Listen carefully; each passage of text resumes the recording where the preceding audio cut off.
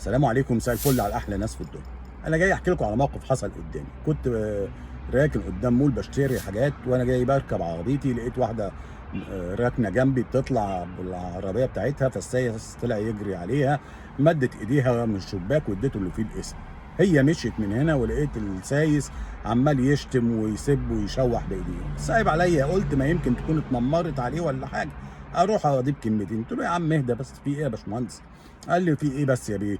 دي اشكال بقى، الواحد بقى يشوف الشغلانه لمت. قلت له لمت ليه؟ قال لي يعني هم راكبين عربيات ليه؟ قلت له ليه في ايه؟ قال لي الست تصدق بتطلع لي جنيه.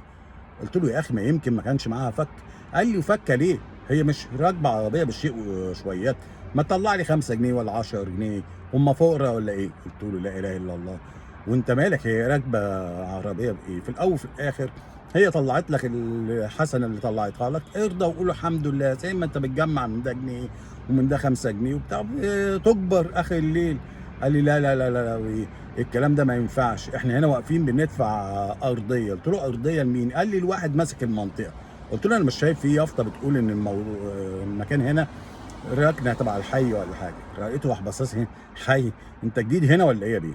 تقول لا اله الا الله. لا يا عم مش جديد ولا حاجه، بس انا طول عمري اعرف ان السايس ده بيقف يطوق العربيه ياخد باله منها، بس يعني انت واقف دلوقتي يعني مش مسؤول على اي حاجه. قال لي ازاي؟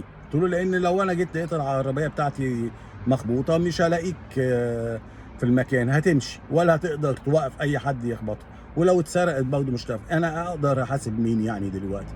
هو ايه الخدمه اللي بيقدمها لي؟